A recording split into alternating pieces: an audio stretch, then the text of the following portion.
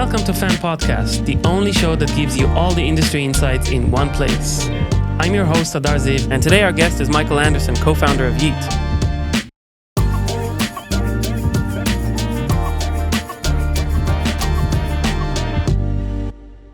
All right, Fan Podcast number 6. Today we're recording an in-person interview for the first time, and I'm joined by Michael Anderson, co-founder and CEO of YEET.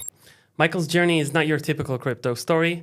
He started his career in traditional finance, spending nearly a decade at Barclays and Goldman Sachs before making the leap into crypto, where he first built and exited an NFT research platform and then went on to co-found YEET.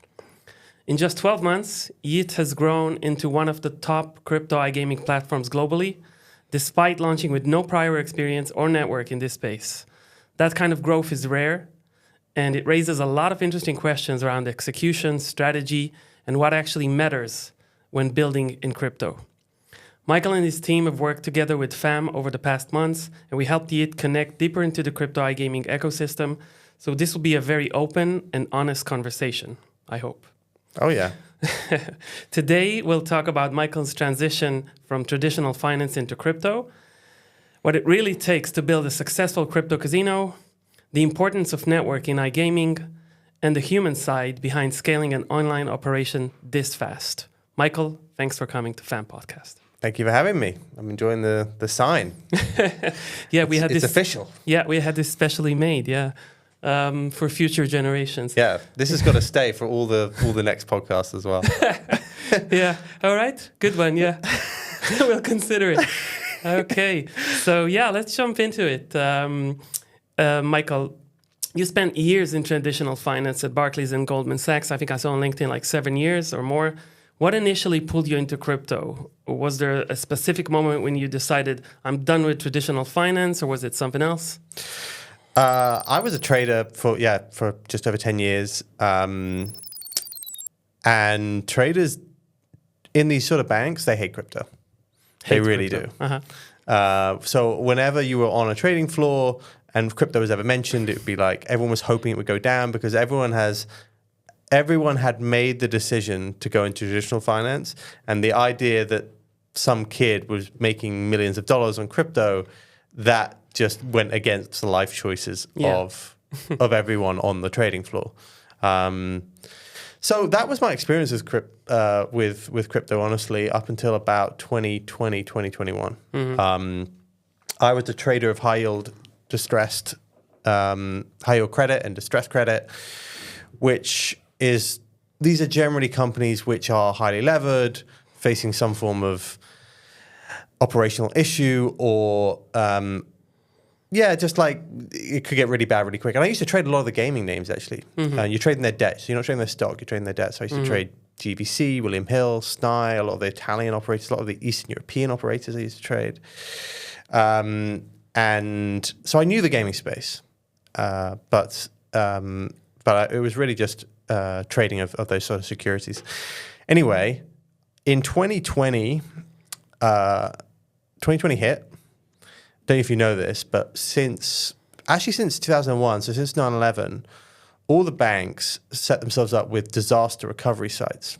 If anything were to ever happen, either in New York or in London, you have this other site, which isn't in the center of town, where you get sent to. Mm-hmm. So COVID hits, and I was working at Barclays at the time, and we were sent to essentially an airport hangar. Wow.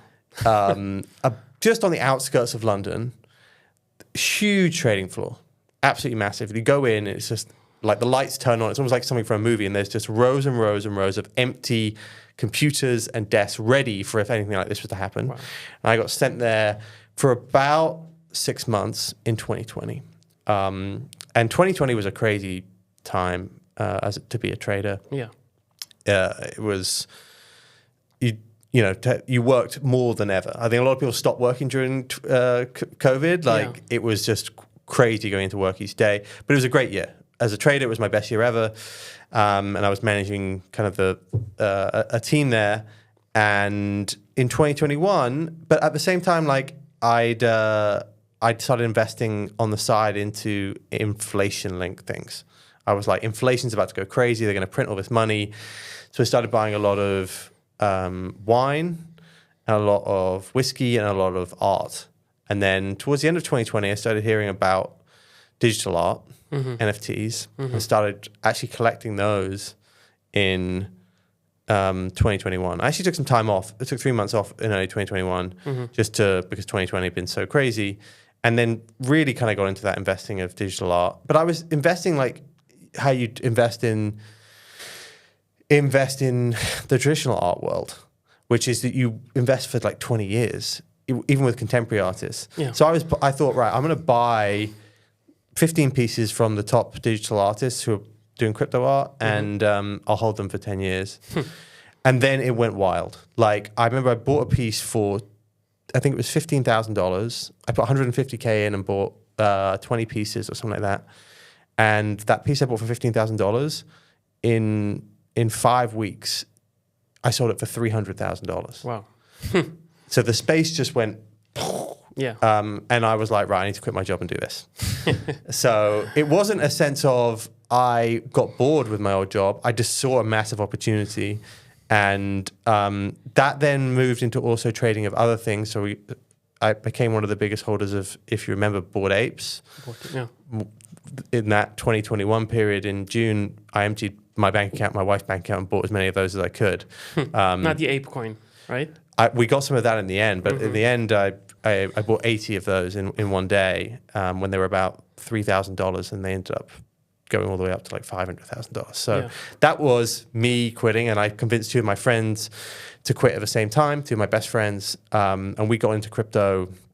Basically then, by the end of 2021, early 2022, we kind of had a fund, which we traded for ourselves, and then we got into different projects in crypto, and we also got known as traders because we had this traditional trading background, and we'd had these very good trades together, and we started doing podcasts and newsletters and getting to know a lot of the bigger influencers and KOLs in the space just from that story. And we created an NFT research platform based off the back of that, which is called Degens, and we created a community actually called Rect, which is still going and still very active. And that was my entrance into crypto, and I just kind of then became a content creator slash got in the affiliate side, you would say, in iGaming. Yeah, we got sponsored by Rollbit about 6 months into that podcast, and I didn't know this iGaming world, but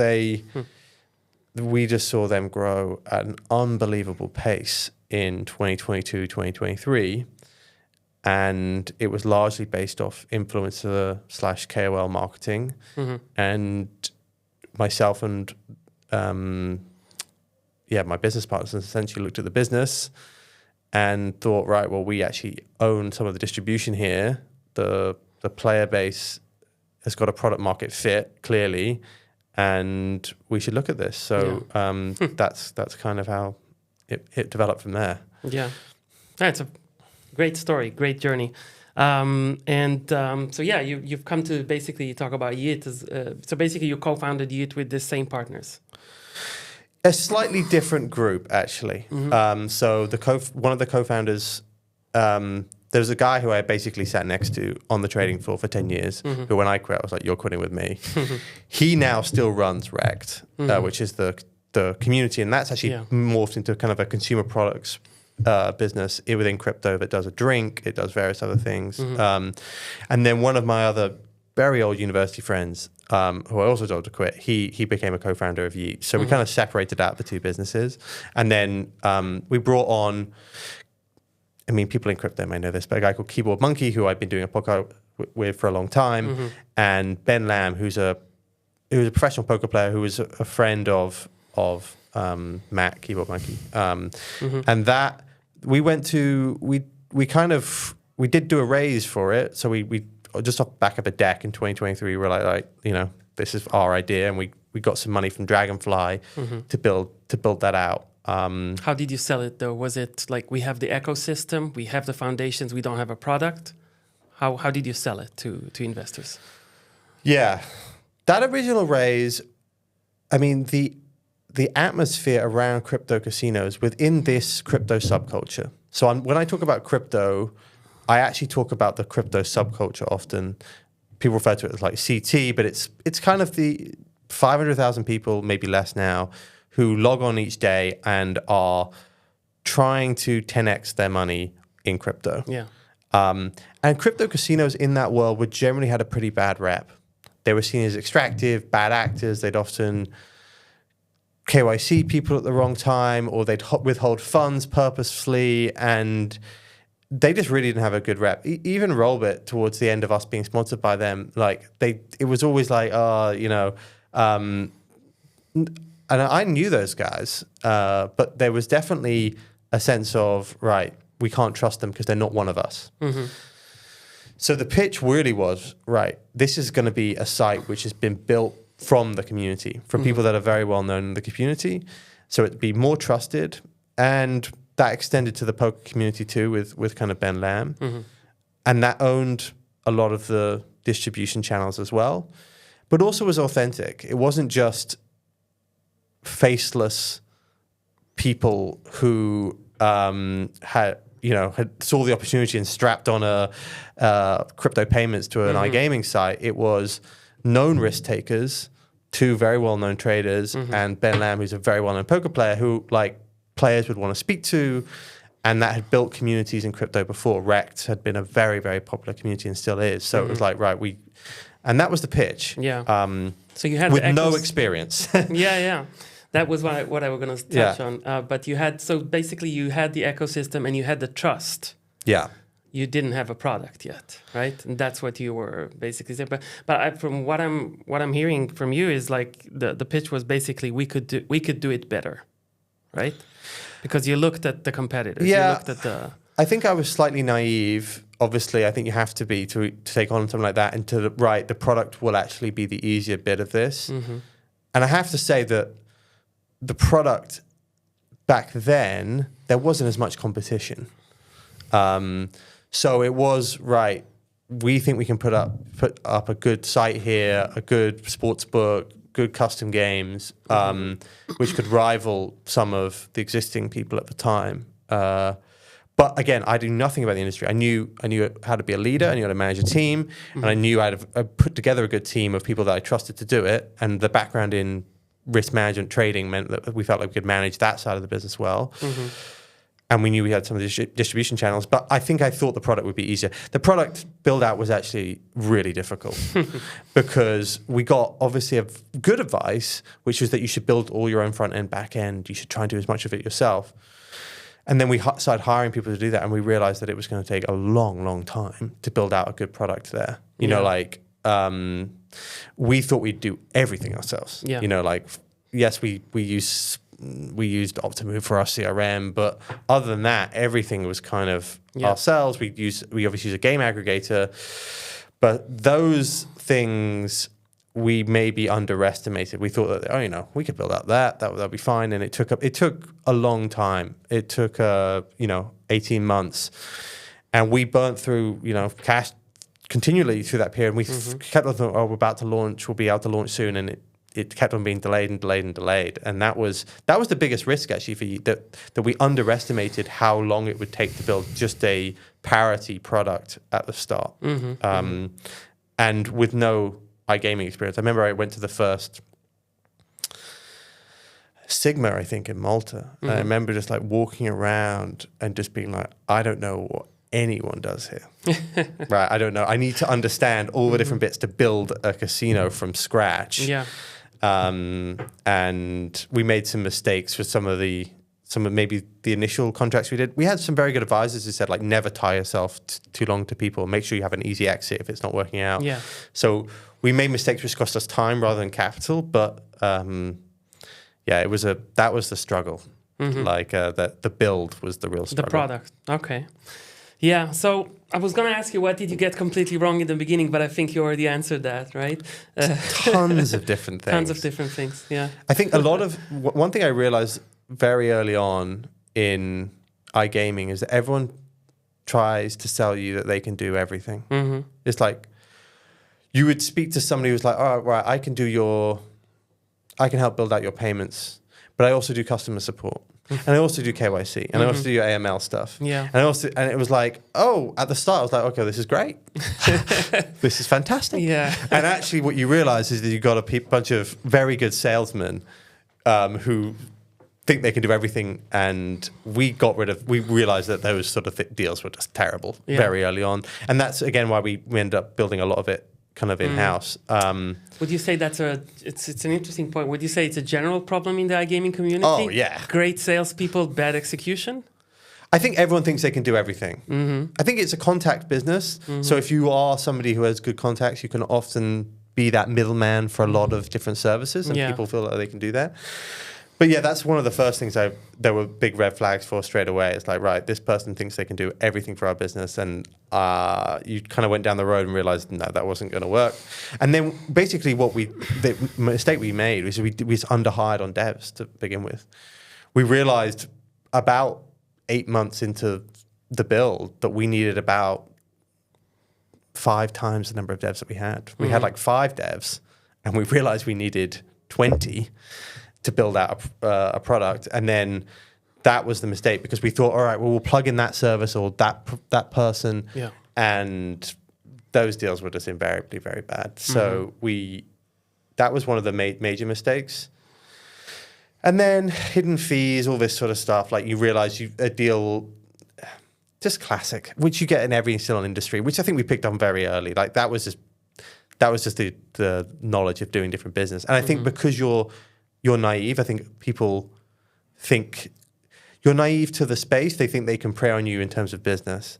And that was, I think, something that a lot of people will make mistakes on if they're launching sites. But I think we avoided the majority of those.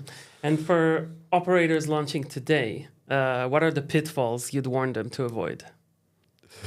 I mean, there's obviously a lot of them, but let's say 2 or 3 major pitfalls. I would say that, the shortcut angle is still something that I would generally avoid.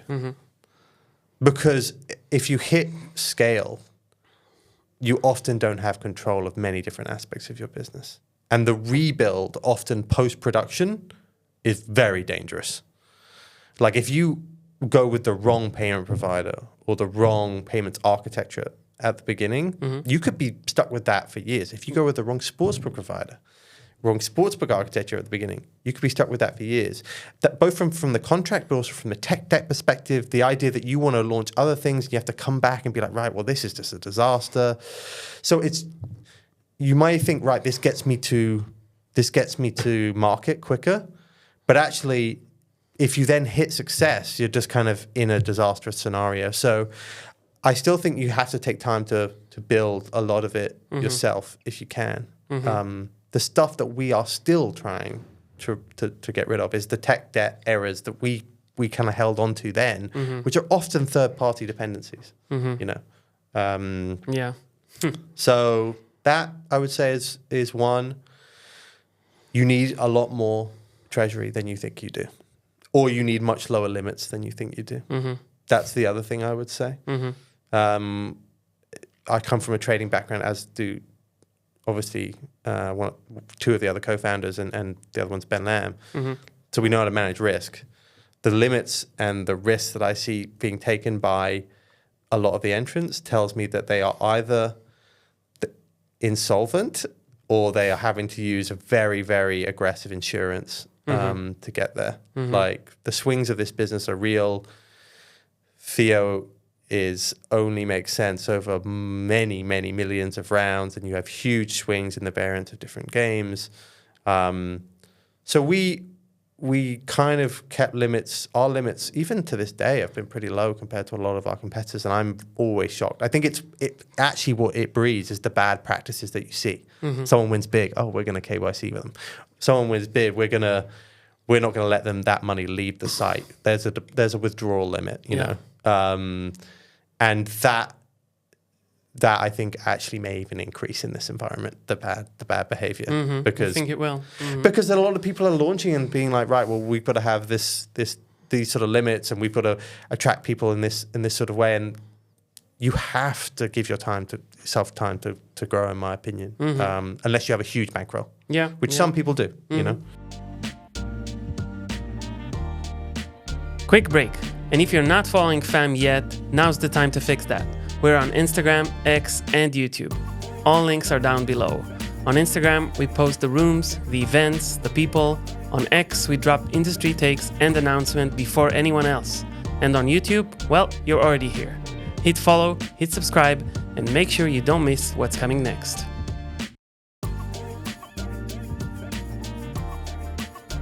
Going from 0 to top 10 operator in less than 12 months, that's extremely rare. What drove that growth, in a few words?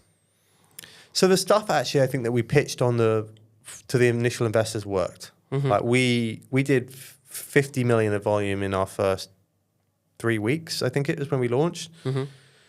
And it was people who came wanted what we said. It was like, right, I know these people from the distribution channels that we had. They're very valuable distribution channels. We're talking about LTVs of players in the thousands, not in the hundreds. Mm-hmm. And we had that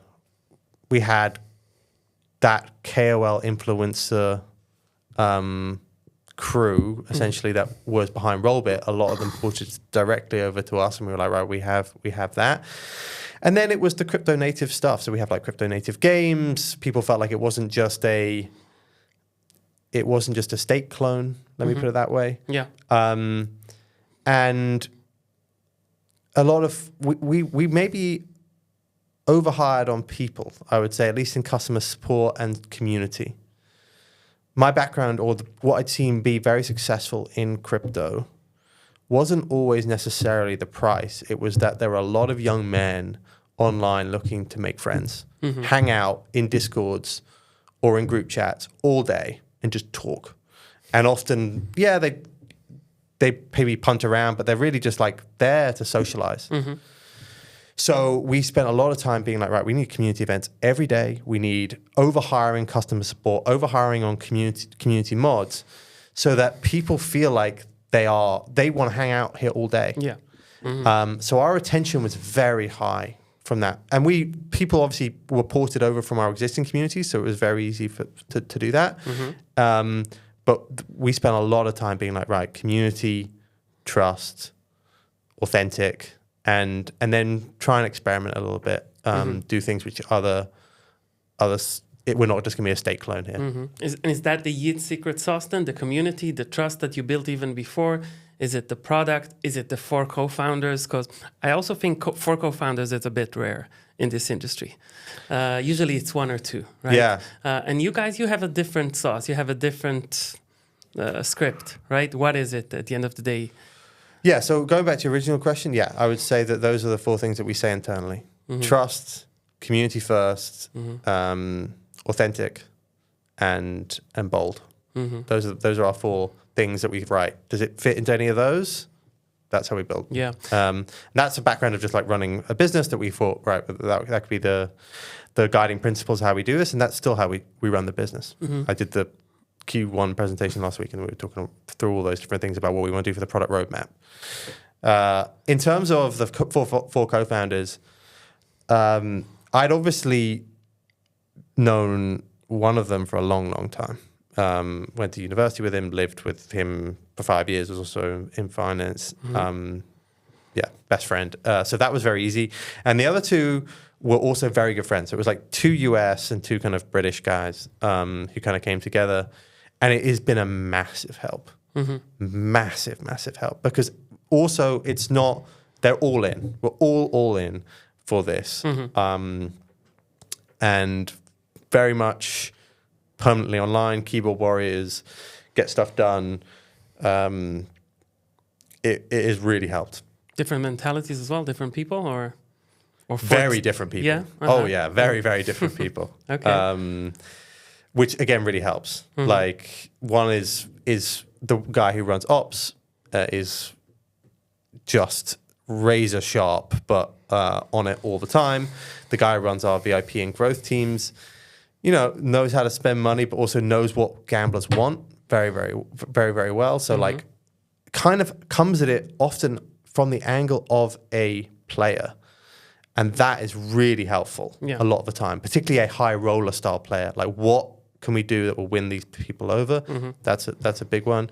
The other one comes from a finance and kind of trading and accounting background, who runs kind of all of our legal and finance. And then I come from, again, a trading but also like management style, which has helped. So very different people and time zones as well. Like you need to be making decisions 24/7 with a site that's open 24/7 like this. We're not just in one geography. Do you need someone in Australia? We have people all over the world. Okay. We have someone who's based on that time zone, particularly for VIP support and customer support. We have people everywhere, but the majority of the decision makers are kind of Western Europe or Europe and the US, North America. Yeah, very interesting. Different question. Many crypto casinos I see rely mostly on organic social reach, right? How much can you grow using this strategy? What does YEET's acquisition strategy look like today? Is it different? Is it more varied? Organic is basically how we grew the business for the first 12 months, although it's organic, but it's still, we then go into organic with a little bit of paid. Let me put it that way. Like it's like a deal with a friend who can get things going. So it's not zero cost organic, you know what I mean? But it's just channels which we don't think other people would be able to get to, essentially.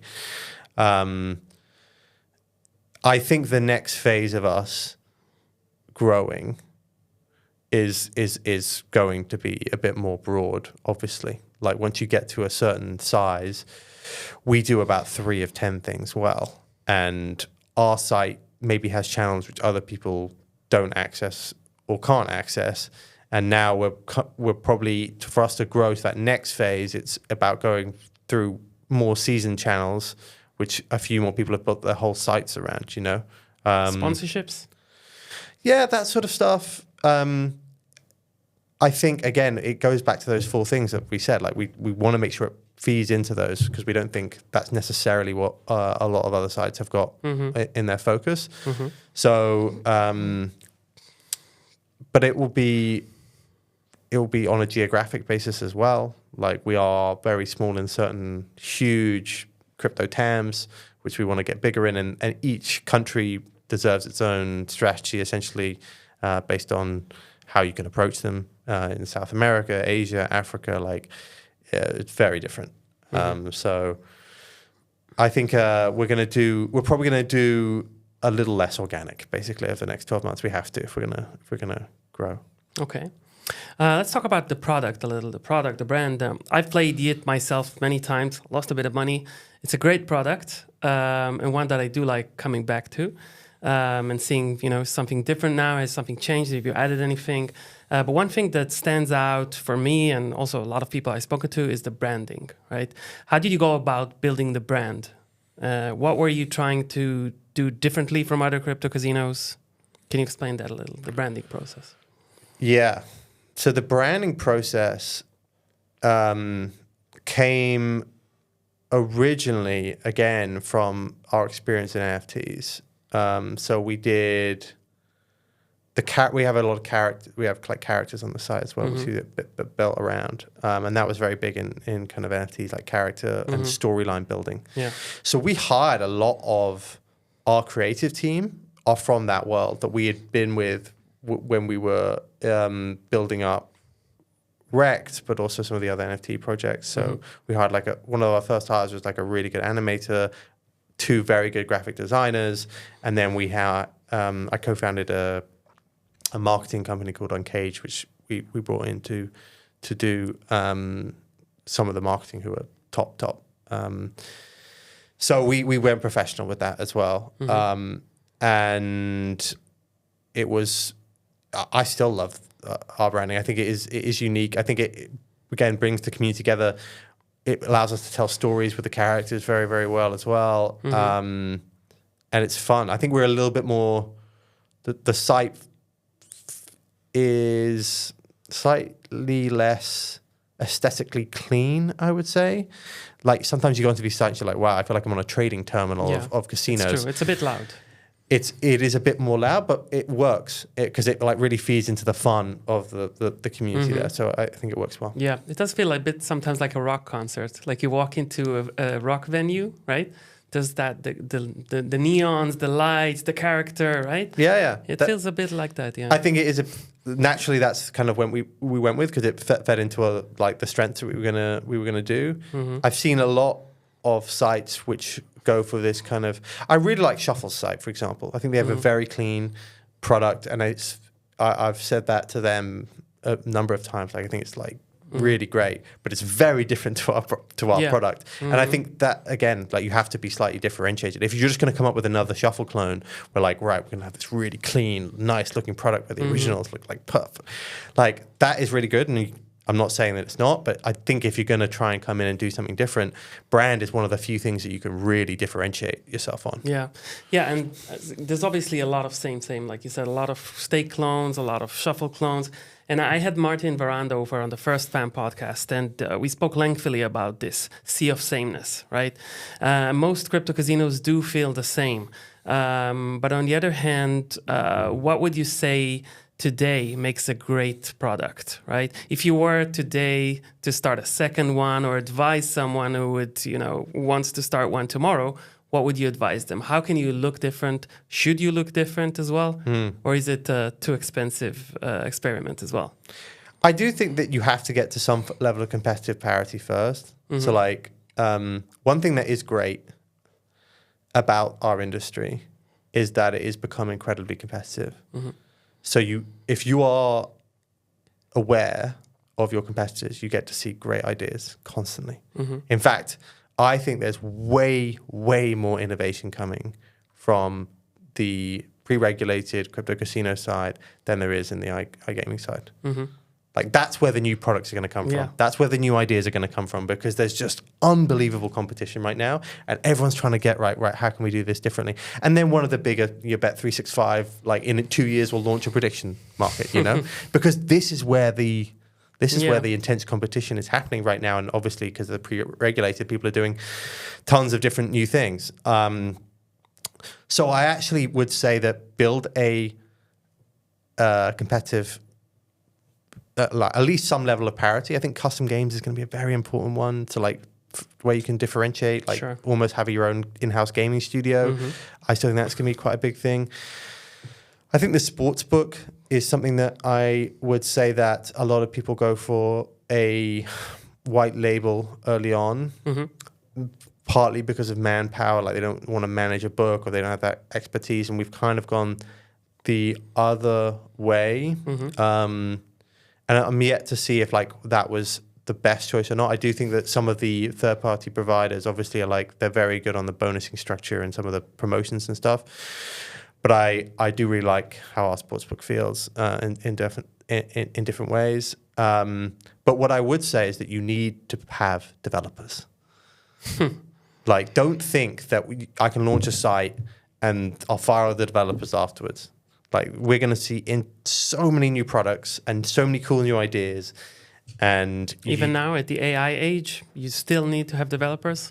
100%. Okay. Maybe you need senior developers who will help build it. Yeah.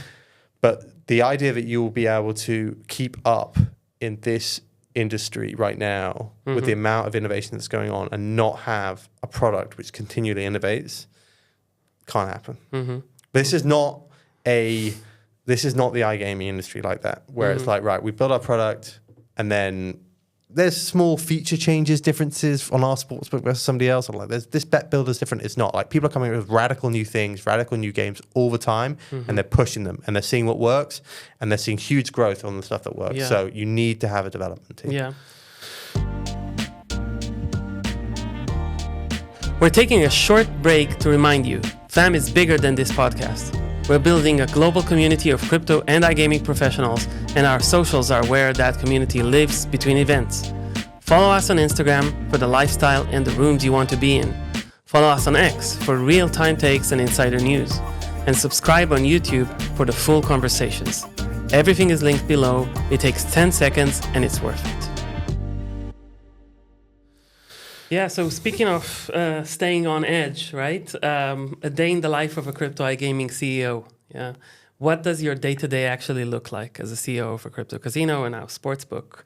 What are the biggest operational challenges that people don't see? So I'm a CEO, but I'm a co-founder first, I would Sure. say. So every decision we kind of make together, we kind of make them, generally all of our meetings are kind of done on Eastern time. So from about 12 onwards, I will do meetings for 8 hours, basically with all the different divisions. But I still keep a public face in crypto, right? So I have a newsletter I do every morning. I have a podcast. I do 7 podcasts a week.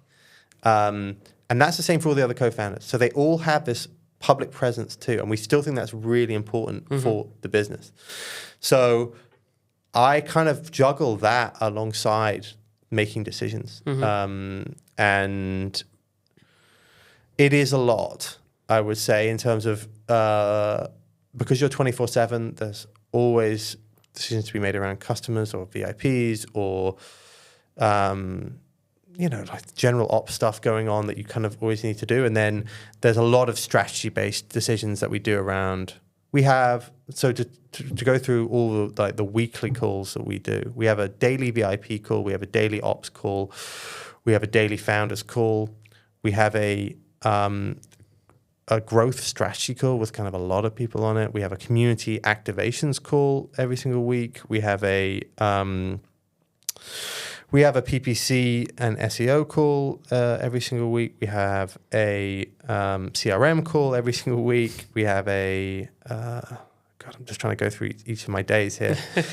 It's very disciplined. It sounds like a very disciplined. It is a very so we make because we're also remote. Everyone in this organization is remote. Yeah. So there isn't this, and so maybe we have more weekly meetings than most, but like everyone gets in the room, we strategize around every single bit about the business, and then but at the same time, you touched on something else. You guys are very public facing, and that's actually the opposite of what I know most operators. I think most B2C people are head down people. Head down, working all day on the computer, the calls, all internal, right? Whereas you guys, you say, are also quite external as well, quite public facing.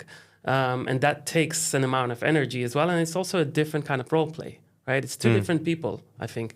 The way I see it is B2B people are kind of head up people, sales people, strategy people, discussions, biz dev, etc.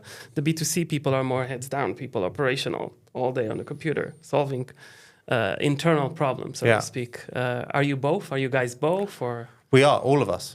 But like then Stake has Eddie, who's very public. Noah is somewhat public at Shuffle. Maybe not as much as Eddie, but people know him. We feel like it's a big asset for us. If you're talking about organic growth, like if you are going to try and launch a crypto casino right now, you better hope you have some sort of organic growth because it's so competitive for the paid or established channels that you need to have that. So us being public faces really feeds into those things that we help drive us. Like if our face is out there every single day and we're producing content, which, Ben still plays poker tournaments. I still do trading shows. Like people know we're still risk takers doing different things. It allows you to speak to a big audience, but also a lot of other influencers, gets you known, and it really helps. So that won't change, I don't think, for us. If anything, I think the other side of stuff is putting really trusted people into some of the more below you. So you kind of make even just more strategic decisions. Yeah. But the public face is not something I think we would give up. Okay, good. And last question. When we first connected, you mentioned several times you didn't really know anyone in the iGaming industry. And you mentioned as well, going around Sigma. How important has network been in your growth so far after launch? And what changed once you started building the right connections? They have been very useful. I would say that as we've moved away from being this more crypto-centric site to being a bit broader, having a good network is very, very important. I would say that if you get in with the wrong person or people early on, it can be just like a death sentence. So that's perhaps why I didn't know that many people, because it was kind of like we kind of felt like people were just trying to treat us as meat rather than as which they're naive. Let's see what we can do to them. Yeah. So obviously, meeting someone like you, there's been a couple of other really great people that we've met who have kind of become investors who have really helped. And if I knew them at the start, it would have cut down that initial build, which from 18, 20 months to maybe half of that, I think. All right. And what advice would you give founders who are starting with 0 connections today? Would it be stay head down, build quietly, and then go to market, or actually try to build a network first, try to build connections, fundraise, build together? What would it be? I mean, if you're trying to launch a crypto casino right now, I think it's a very different proposition than when we launched. Yeah. So I think speed maybe isn't even on your side anymore. Like rushing your product out right now isn't really even on your side. So I would be a bit diligent about it. Meet people first so you don't make those sort of decisions. I do think you have to have a good product. I think you need people, and I think you need capital. I think the ticket to actually start a crypto casino is no longer I'm going to spin one up and see what happens, and I'll just run it for free cash flow positive and see if as it grows I'll just reinvest. No, you need, if you're going to actually make a noise here, you need very strong organic channels, or you need a lot of money. Or very good connections that can kind of help all of that come together. So I would say you definitely need a group to help you. Michael, thank you very much for coming to Fan Podcast. Thank you. It's been a pleasure. Yeah, likewise.